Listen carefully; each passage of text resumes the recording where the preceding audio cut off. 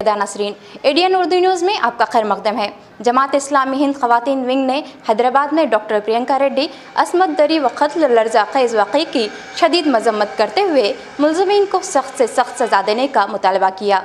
ख़वातीन विंग के एक वफ़द ने आज कलेक्टर की मारिफत वज़ीर आज़म मोदी को एक मेमोरेंडम रवाना किया। ख़वातीन विंग के अहदेदारों ने मीडिया से बात करते हुए कहा कि मुल्क में ख़वातीन के साथ ज़्यादतियों के वाक़यात बढ़ते जा रहे हैं। ज़ालिमों के ख़िलाफ़ सख्त कार्रवाई करने के बजाय ऐसा लगता है कि ऐसे ज़ालिमों की सरपरस्ती की जा रही है। हुकूमत ख़वातीन के तहफ़्फ़ुज़ को यकीनी बनाने के लिए ठोस कदम उठाए।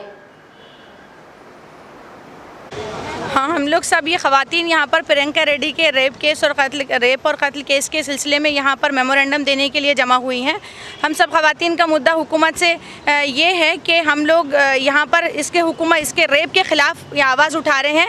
हिंदुस्तान के सिनेरियो में रेप केस एक ऐसा जुर्म बन गया है कि जो बहुत सारे मतलब इसमें ख़वातीन जो है हर जगह इसका शिकार हो रही है, जुल्म और जबर का शिकार हो रही है। ख़वातीन के साथ आप इसके नेशनल क्राइम रिकॉर्ड ब्यूरो को उठाकर देखिए आप कि उसके अंदर हर एक घंटे के अंदर एक रेप केस और हर एक मिनट के अंदर 2 मॉलेस्टेशन केसेस सामने आ रहे हैं ख़वातीन के।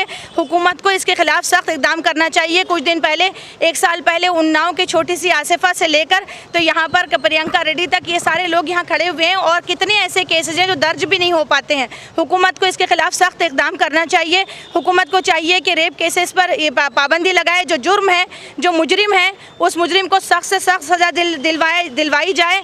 मुजरिम का कोई मजहब नहीं होता है, मुजरिम जो है सिर्फ मुजरिम होता है। उसको सख्त से सख्त सज़ा दी जाए, करार वाकई सज़ा दी जाए ताकि दूसरी मरतबा कोई रेप करना ना करे।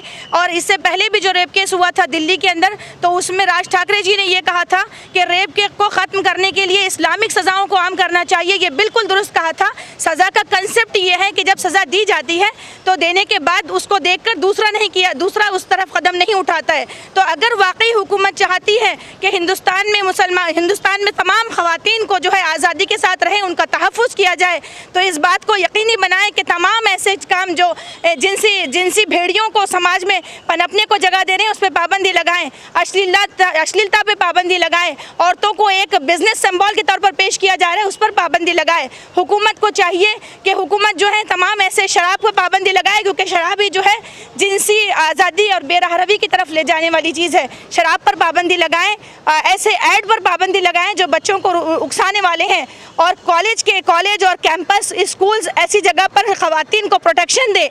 इस तरह के प्रोटेक्शन उसूल बनाएं। एक फ़ोर्स बनाने और ऐसे फास्ट अदालतें बनाने की ज़रूरत है जो ऐसे जुर्म पर पाबंदी लगाएं ताकि औरत आज़ादी के साथ हिंदुस्तान में रह सके। पूरी हिंदुस्तान की तमाम ख़वातीन जो है उनकी तरफ से हम ये कहते हैं कि हुकूमत को भी इक़दाम करना चाहिए।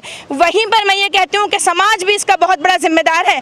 हर माँ की ज़िम्मेदारी है कि जहाँ वो अपने गोद में अपनी बेटियों को पैदा कर रही हैं, उनको आज़ादी से सांस लेने के लिए और हिंदुस्तान में जीने के लिए देखिए, सबसे पहले तो हम यहाँ पे जो तेलंगाना का जो रेप केस हुआ उसको स्ट्रिक्ट कंडेम करने के लिए, उसका निषेध करने के लिए यहाँ सब जमा हुए हैं। हम अपनी गवर्नमेंट से, अपनी सरकार से और अपनी एडमिनिस्ट्रेशन से ये कहना चाहते हैं कि आखिर कितने ट्विंकल, कितनी उनको उन्नाव, कितने कथुआ, कितने तेलंगाना चाहिए कि जब हमारी सरकार उठेगी और जागेगी। बल्कि ये है कि इसके ऊपर तो उसको एक मजहबी रंग देने की, उसको कम्युनलाइज़ करने की कोशिश की जा रही है। इतनी सेंसिटिव इशू को भी नहीं छोड़ा जा रहा है अपने पॉलिटिकल मफाद के लिए या अपने बेनिफिट्स के लिए। तो सरकार को और सारे पॉलिटिशियंस को यह सोचना चाहिए कि हम कितनी चीप किस्म की या कितनी निचले तर पर आ गए, हमारी ये पॉलिटिक्स का ये काम बन गया है। दूसरी तरफ हम देख रहे हैं कि सरकार